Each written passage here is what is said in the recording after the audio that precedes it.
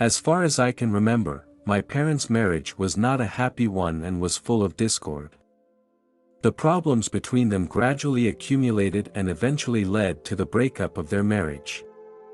Later, my father met a woman and formed a new relationship with her. Soon they were married. At the very beginning, my stepmother treated me well. She acted kindly toward me, which gave me some comfort. However, with the birth of my brother, I gradually felt a change in my stepmother's attitude toward me. She began to treat me more and more coldly and harshly. She focused more on taking care of my brother, and I began to feel neglected and rejected. This change made me feel very helpless. My father was often working in another city and I often had to face this unfriendly atmosphere alone. I felt that I had become redundant in the family and that no one really seemed to care about me. Sometimes, I would feel lonely and frustrated, not knowing how to cope with such a situation.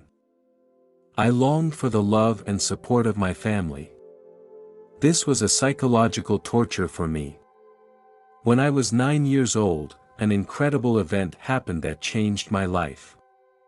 That day, I became a victim of my stepmother's cruel behavior. At that time, I was playing outside with my younger brother. Suddenly, my brother tripped and fell on an uneven surface. When I reached his side, I saw him sitting on the ground with one hand holding his knee. His face wore a painful expression. I noticed a small cut on his hand, and bright red blood dripped down onto his palm.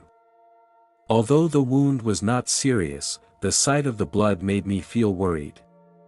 When I got home, my stepmother was very angry.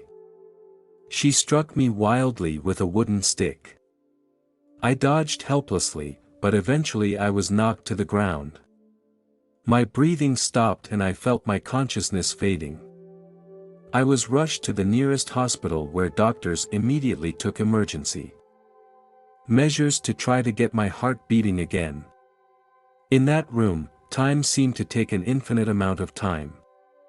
Despite the doctor's best efforts, my heart stopped beating again after a brief period of recovery.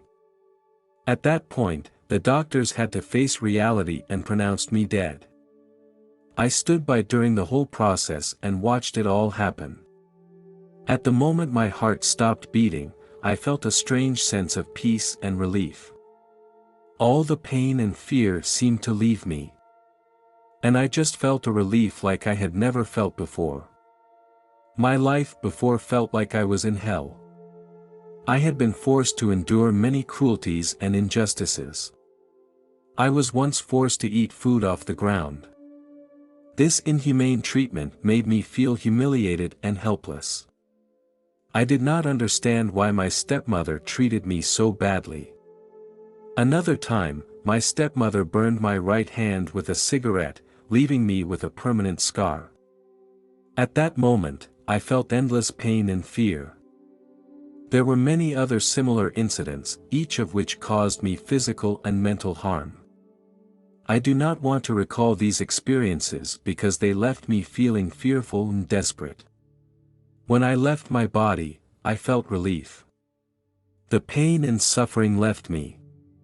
Suddenly, I saw my father, who was standing in the hallway of the hospital. As I got closer, I noticed that my father and a doctor were arguing violently. I couldn't make out what they were arguing about. I tried to get closer to them, trying to figure out what was going on. Just then, I heard a voice. The voice asked me, "Are you ready?" I was confused and didn't know what it was referring to. I replied, "Ready for what? Who are you?" I was curious and confused, not understanding why this voice was asking these questions. Then the voice went on to say that most people call him an angel or a guide. A man suddenly appeared in front of me, and he stood silently before me. I felt a holy atmosphere surrounding him, causing me to feel an involuntary sense of awe. Curiously, I asked, "Don't all angels have wings?" Why don't you have them? The man smiled and replied, "Who says angels must have wings?" His voice was gentle but firm. He took me by the hand and led me out of the hospital. We came to a completely new environment. I was very surprised by this place. We were standing at the base of a huge plant, which was tall and magnificent. The leaves of the plant were constantly swaying, as if to welcome us. The leaves were golden and they shone brightly, giving the whole environment a mysterious and serene atmosphere. Not far from us, I saw some wonderful creatures. They were slender and taller than humans. Their faces were narrow, with elegant and delicate lines. They swam freely in the water. These creatures gave off a mysterious glow. We continued deeper and found more peculiar creatures. These creatures looked a little less evolved. They surrounded us. The colors on them were so peculiar that it was hard to describe them in words. This place was not illuminated by sunlight.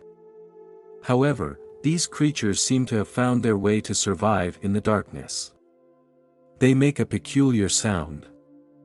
They sing with these beautiful, high-pitched voices that travel through the water.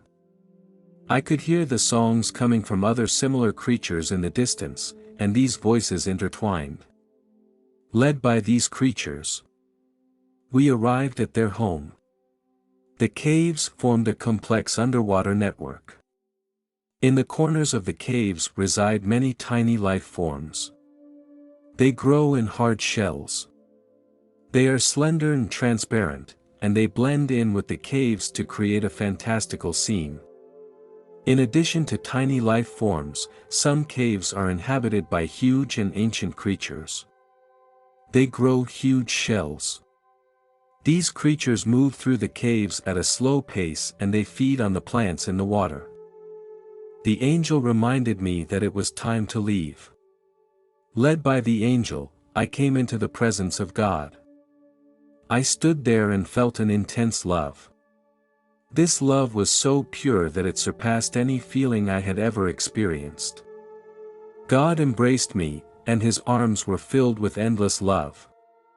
He told me that he already knew the pain I had experienced before. I asked God why he had not prevented the violence from happening, why he had not intervened in the actions that were hurting me. He didn't answer my question directly. He held me tighter. His embrace conveyed endless comfort and solace, a feeling that I had always longed for inside. His love wrapped around me and it was unconditional. In his embrace, I no longer had to endure pain because his love made me feel truly relieved. I know that in his love, I will never feel alone or helpless again. God said to me, "I know you want to stay here, away from pain and suffering, but you can't stay in this place just yet." He explained to me that I must return to the real world because my life is not over yet.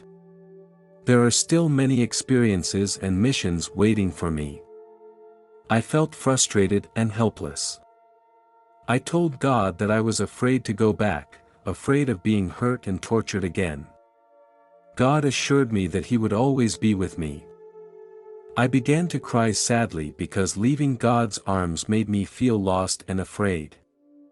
God gave me one last hug and his love was close to me. His promise gave me the courage and strength to face the challenges ahead. With God's comfort, I gradually calmed down. The angel took my hand and led me back to the real world. We walked through the wall and came to the hospital room. I saw the doctors still trying to save my life. I saw my father standing anxiously in the hallway, his eyes full of worry and helplessness. The angel nodded to me, signaling me to be strong. I understood that I could no longer run away from reality.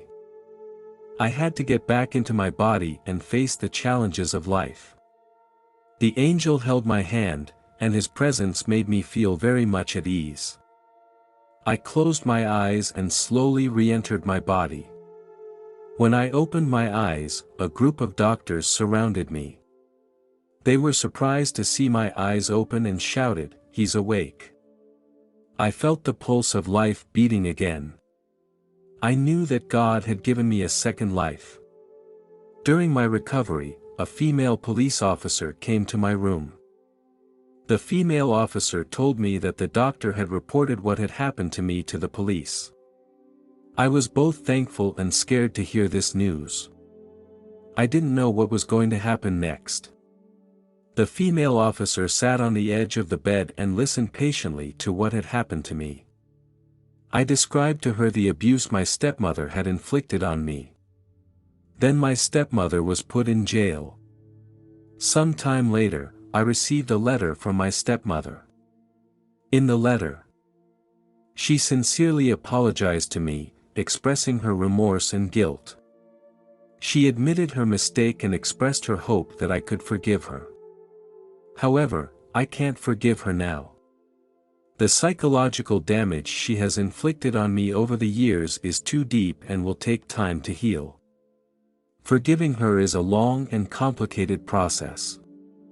It requires me to truly come to terms with the hurt of the past and find inner peace. I needed more time to heal myself. My father also apologized to me sincerely. I understand my father's situation. I know he has been working hard to provide for us and has taken on a heavy load of responsibility and stress. He did not realize the extent of my stepmother's abuse. I didn't blame my father because I knew he had been hurt too. He felt guilty for his negligence. After I recovered, I decided to live with my grandfather. He gave me the feeling of being loved. Although this love could not surpass the love of God, it still made me feel very content and happy. 27 years have passed since this happened and I have a family and children of my own. My children grew up in a warm family environment. I have tried to teach them respect and tolerance for others and to understand that violence is not the way to solve problems. I am grateful for God's guidance and the company of angels. They gave me courage and helped me to overcome difficulties and find my strength. I have learned how to pass on this love and incorporate it into my family and my life. I believe that everyone has the power to change their destiny and rebuild a happy life. Now, I feel a great sense of relief as I watch my own children grow up happily. I want to tell those of you who are enduring domestic violence that you are not alone. Do not let fear and shame plague you. You do not deserve any form of abuse. You have the right to live a healthy and free life. Domestic abuse is a crime and it should not be tolerated. Remember, you are not alone and you have the right to defend yourselves. Stand up and let the law be your shield and fight for your right to dignity and happiness.